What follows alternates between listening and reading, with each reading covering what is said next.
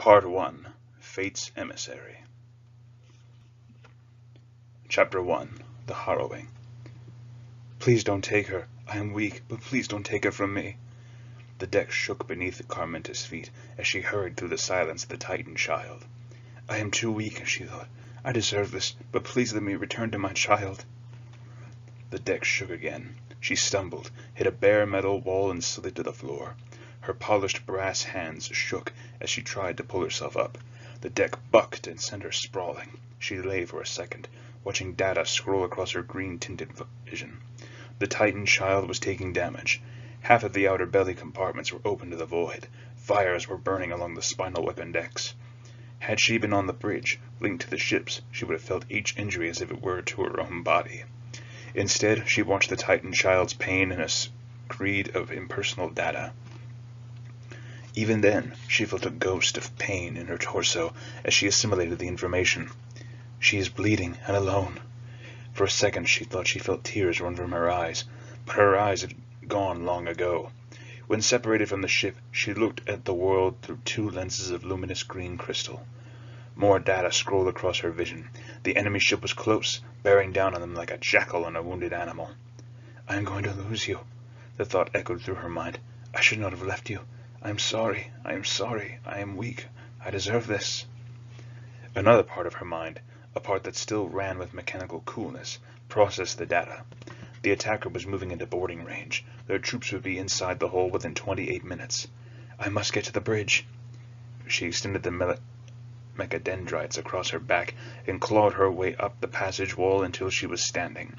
The cybernetic tentacles whined as she steadied herself. Something warm and wet was running down the flesh of her neck. She brought her brass hand up and ran it across her skin. Sensors in her fingers tasted the liquid, blood and oil. She moved her hand up and found the crack running down the red lacquered ceramic of her right cheek. She felt no pain, but then the nerves in what remained of her face were long dead. This is how a half-machine must weep, she thought. She took a breath, the air sucking into her lungs with a clicking of clockwork. It was an old, flesh-bound habit, a sign that she was tired. She was tired, tired of running, tired of the life of an outcast. It had not been a good life. Too many lies and betrayals had marked her path. Part of her wanted to shut down, to let the ship die, and herself with it. She shut the thought down instead, with a snarl of anger. You will not kill us, she shouted to herself. You will not end this, not now. You will not take her from me. She dropped her hands and took an unsteady step. Sharp pain ran up her spine. She felt so tired, and a dull gray cloud was choking her senses. She had to keep moving. She had to reach the bridge. For a second she wondered where Astrios was. She had tried to raise him, but the comms link had failed. It was irrelevant anyway. If the enemy got aboard, 4 Space Marines would not be enough. Slowly Carmenta began to limp down the passage, her ragged black robe trailing in her wake. Ahriman watched from the Blood Crescent's bridge as scabs of cooling armor peeled away from the silent ship's hull. The image flickered on the cracked screen, before snapping back into focus. Dozens more screens hung beside it, each showing an equally imperfect picture of the ship they were closing on. The screens gave almost the only light on the bridge, making the vast, vaulted space seem small, like a cave shrunk to the spear of light cast by a single fire. A curtain of bruise-colored gas clouds hung from across darkness in the background of each screen, and a black rift ran through those clouds like a slit pupil in a snake's eye. The stars around its edge shone with a dimmed, angry light. As he watched the ship, he could not help but feel his eyes drawn to stare into that gulf that hung in the distance. Many had given it names, but only one persisted. The Eye of Terror. They had found the ship by chance on the edge of an uncharted system, the energy of the warp still clinging to its hull. They had been cautious at first, and fired a long-range salvo into the silent ship's flank. No answering salvo had come, no shields had ignited, and the ship's engines had remained cool. She was a warrior, a 6-kilometer-long finger of granite and steel. Gun batteries nested along her flanks and jutted from her spine. But her guns had remained silent, as if she had lost the will to fight. The ship was alive, though. The Blood Crescent sensors could see the brightness of her reactors still beating within her hull. They had fired one more salvo before they approached. No reply had come, and the Harrowing's hunger for the kill had begun to grow. Machine-rigged beasts bellowed as they walked up and down the lines of slaves chained to the ship's control systems. Here and there, Space Marines of the Harrowing clustered in circles around spiked altars raised in crude iron from the bridge's floor. They called themselves Initiates, as if they had gained something by their allegiance to savagery. They were a mongrel force, the colors of a dozen forsaken identities lost under flaking layers of rust and dried blood.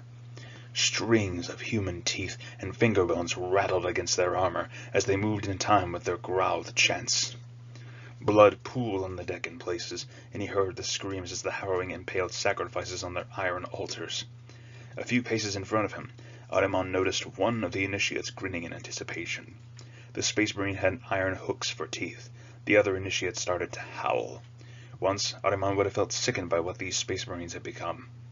Now, watching them, he felt nothing. Was he so different after all? Was he any less of a slave and betrayer than they were? Horkos. The word pulled Ahriman from his thoughts. The voice was deep, a gut-rumbling purr, edged with contempt. It fitted the speaker perfectly. As Ahriman looked up, he saw Jezreel stalking towards him. The Lord of the Harrowing clicked and wheezed with every step, and his face was a dry mask of skin sunk into the collar of his rust-red armor. The noise on the bridge grew as the Harrowing shouted their lord's name. Behind Jezreel came his court. He liked to collect sorcerers, weighing and valuing them as others might jewels. There was Ziatzis in his mirror-fronted helm. Kaladaran, his body and armor so melded that he shambled. And of course, Maroth. The Harrowing stealth-styled soothsayer gave a lipless smile as his hand stroked the flayed skin covering his chestplate. Maroth was Jezreel's High Magister, a title that might once have made Ahriman laugh at the presumption. There was, however, nothing amusing about Maroth. Ahriman knelt as Jezreel halted in front of him. His armor ground and hissed as he bent his knees. It, like everything else, fitted what he had become. Studded pauldrons covered his shoulders, and a mottled gray tabard hung from his torso. He held a beak-snouted helm in the crook of his arm, its surface scorched black. He had taken it, still smoking, from a burned corpse, and never repainted it. In the Imperium that mark of helm had a designation. Corvus, the Crow. A crow helm for a carrion warrior, he had thought, when he first held it in his hand. It was the only piece of symbolism he allowed himself, and only then to remind him of what he had been and what he had become. "I have an honor for you, Horkos." Red steam breathed from funnels on Jezreel's back in time with his words. "My lord," said Ahriman, looking at the deck. Once armies had bowed to him, and Primarchs had heeded his word. But that was a past he had broken with his own hand. Now he was nothing more than a shadow cast by the light of his memory. So Ahriman, once chief librarian of the Thousand Suns, answered to a false name and knelt to an unworthy lord. "See," said Jezreel, and Ahriman could tell that the lord was gesturing to his other sorcerers. So submissive, so pliant to the hand. Ahriman could see the bladed tips of Jezreel's fingers flexing on the edge of his sight. "I could not bend you to meekness so easily, could I, Maroth?" "Not so easily, my lord," purred Maroth. Jezreel chuckled. "Maroth means to kill him," thought Ahriman. "Not now, but soon. He plans to take Jezreel's life and then his throne." Ahriman could read the soothsayer's intent as if he had shouted it to the chamber. None of the other sorcerers seemed to notice. Had Maroth already turned them, or could they simply not see what Ahriman could? "But not you, Horkos. You take what falls from my hand and lick my fingers." Jezreel paused, and raised Ahriman's chin with a bladed digit. "Do you think your meekness pleases me? I thought you might rise to better, but no, you are a whipped dog among wolves, Horkos." "Yes, my lord." Ahriman did not meet Jezreel's eyes. He would have to flee soon. There would be no place for him under Maroth's rule, except as a skull hanging from a champion's armor.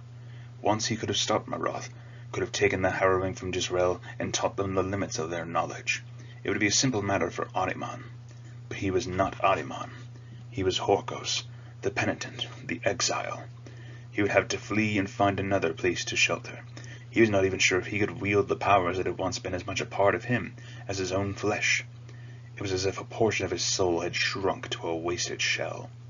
Perhaps that is why they do not see me for what I am, thought Ahriman.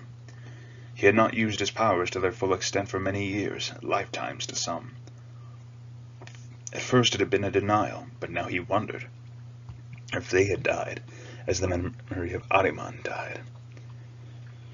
He could still feel and touch the warp, but it was an ember remaining as the sign of a smothered blaze.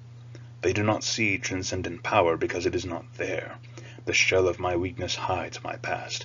They see only a half-broken creature and do not ask what it once was. Yet I keep you, said Jezreel. Why do I keep you, Horkos? For my service, Lord, replied Ahriman. He could smell the awful and iron reek that gathered around his lord. For your service, repeated Jezreel carefully. And now I give you the honor of paying me with that coin. We have prey, and you ought to help me take it. Jezreel paused. You will be part of the opening assault. You will join Karaz's pack in the first wave.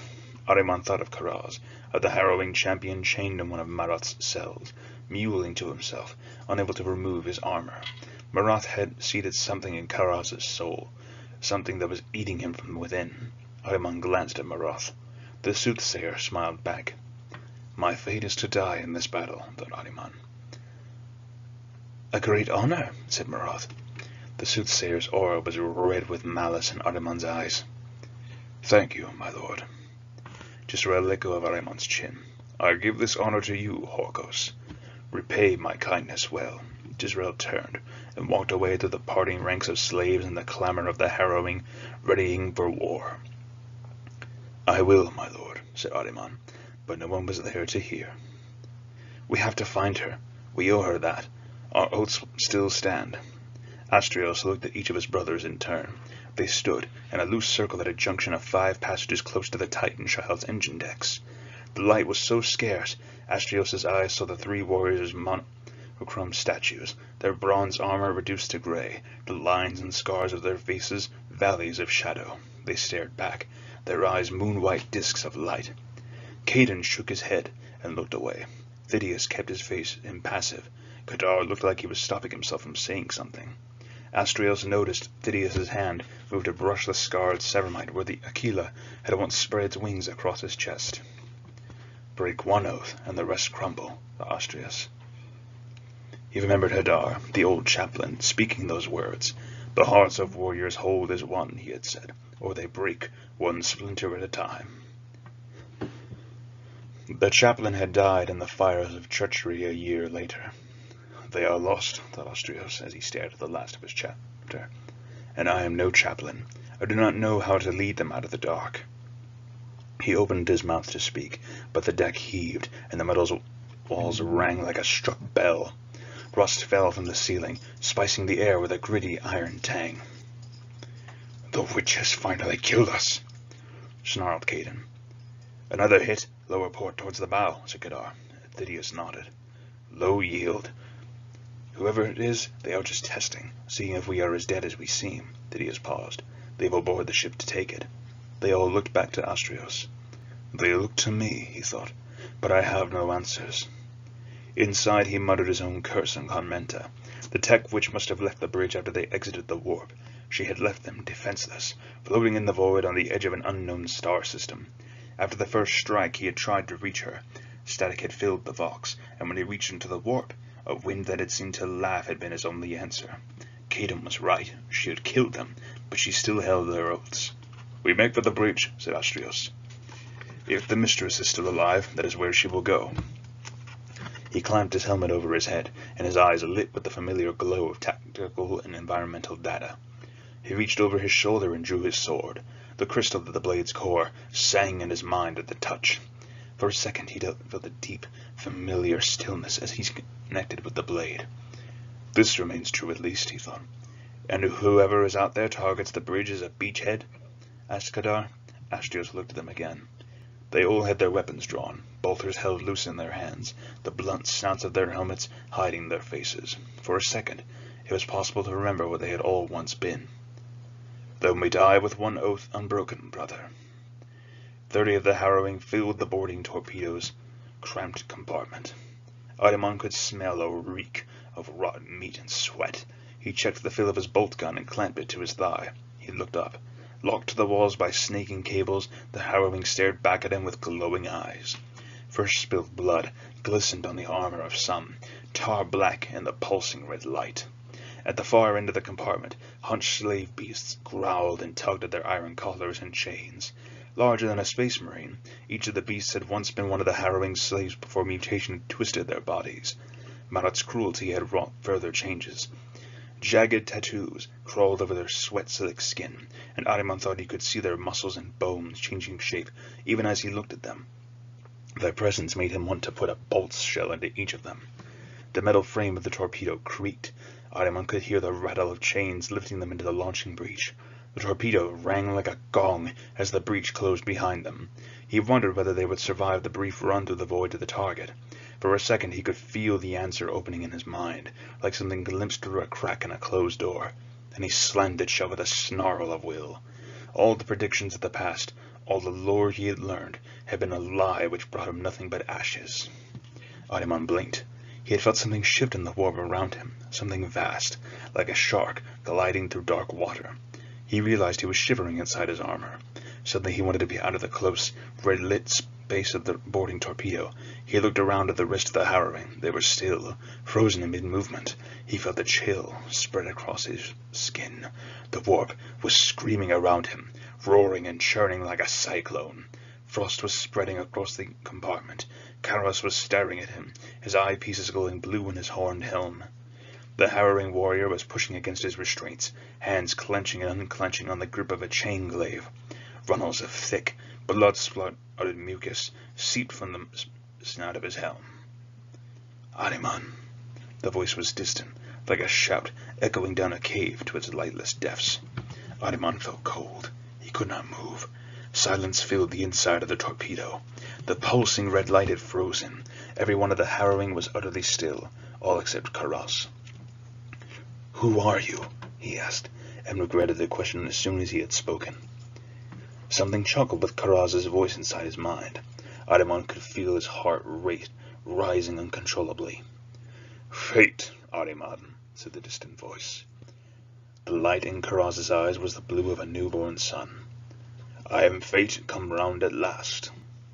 Then total darkness and the weightless sensation of gliding through the void. The boarding torpedo hit the Titan child close to its spine. The melta charge at its tip fired, turning armor to slag before impact.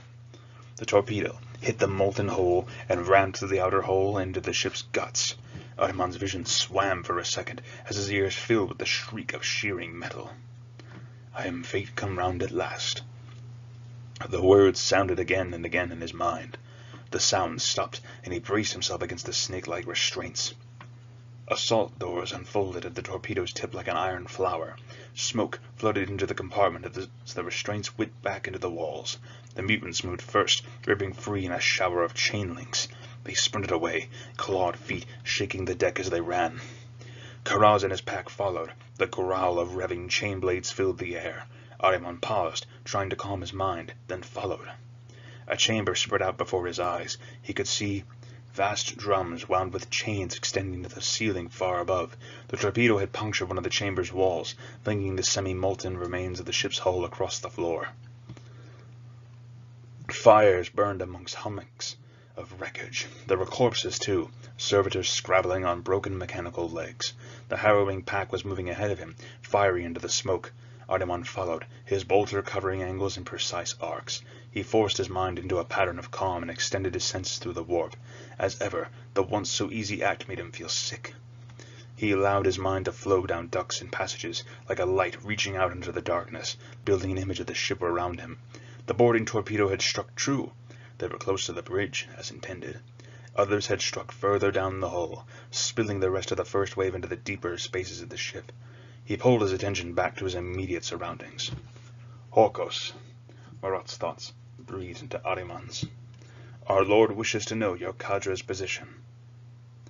Beachhead achieved 3 decks below the bridge. No significant resistance at present, but likely to increase closer to target. Advance." Ahriman paused, his mind unsure of what it had just heard. For a moment while Marat had spoken, He had thought he had heard another voice whisper in his thoughts. For a moment, he thought it had told him to turn back. "Orcos!" the thought shouted into his mind. "It will be done," replied Ahriman. A crude thought form of contempt and disgust was Marat's only reply. Ahriman did not give the order to the warriors with him. They were already scrambling over debris towards half-glimpsed doorways. He remembered the mind whisper telling him to turn back. Ahriman shook his head and ran after the howls of the pack. Carmenta stopped running. The beast turned its head towards her. Its shoulders bunched, and she saw muscle gather across the ribs of its torso. The doors to the bridge waited in the distance, at the far end of the half-kilometer-long antechamber. She had been running towards the doors when the beast had walked out in front of her. It had paced slowly into the center of the chamber, broken chains rattling behind it. Where its face should have been, a blank plate of metal stared at her. A spiked iron collar circled its neck. It straightened to twice her height. Tattoos writhed across its body, changing shape and color. Her vision pixelated as she looked at the patterns. The beast's body began to quiver. Carmenta thought that it looked as if it were trying to scream. It brought a shaking limb up to its masked face. Its hand opened with a clatter of sharp edges. Slowly, almost delicately, it pulled its clawed fingers down its faceplate. Deep scratches wept blood. Carmenta glanced behind her. She could see other figures sprinting down the wide passage towards them. Guttural howls filled the air as gunfire lit the long chamber. Explosions blossomed on the deck by her feet. She felt shrapnel patter off the metal of her limbs. She looked back at the beast. In her mind, something changed. She felt suddenly calm, rational, as if the panic of before had belonged to another person. This was it. It was over. Finally. She would not reach the bridge. She heard a cry inside her to keep running, to reach her ship, to reach her child. Part of her was screaming at herself, cursing herself for weakness, but she remained still.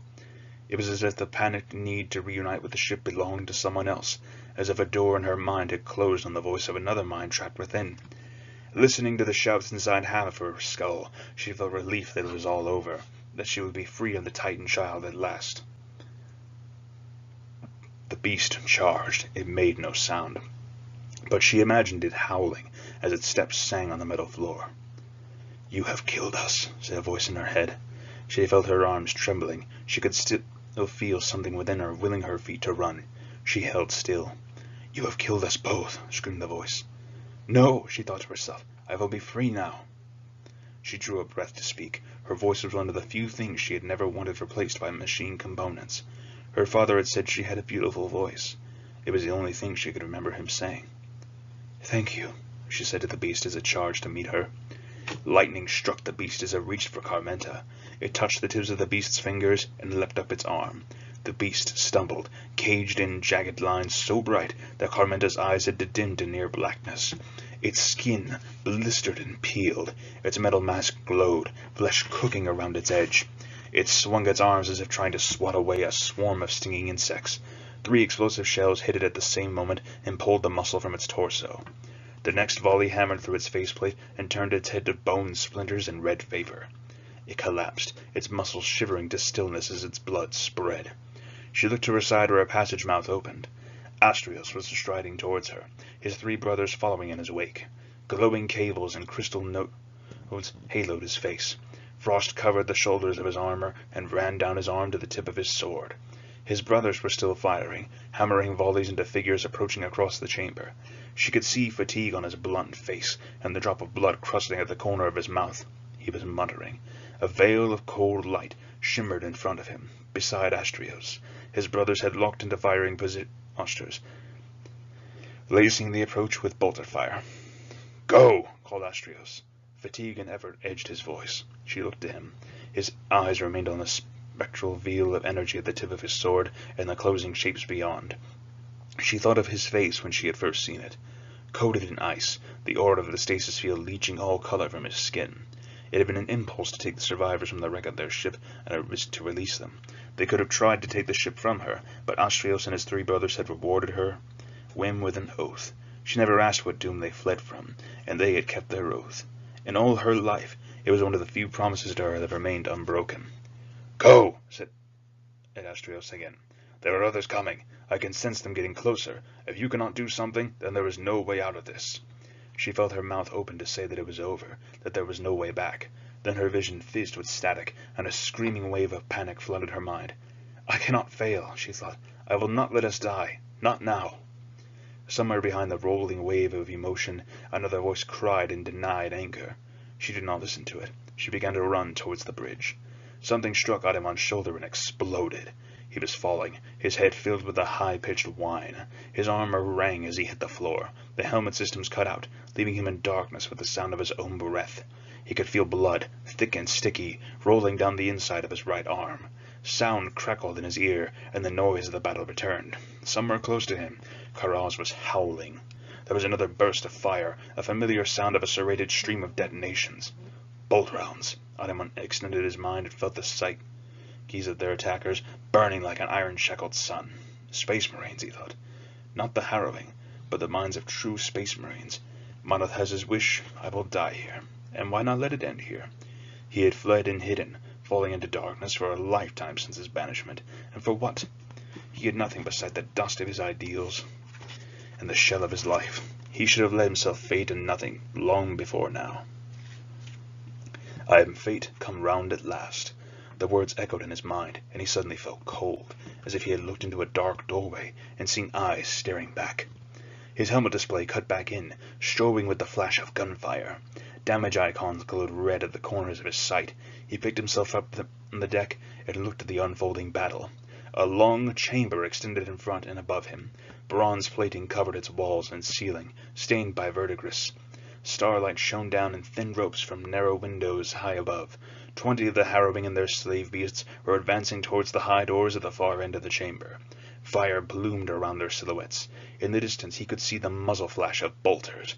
As Ahriman watched, a cluster of rounds hit one of the harrowing. The warrior fell, his chest plate cracked open, his heart beating blood into the air.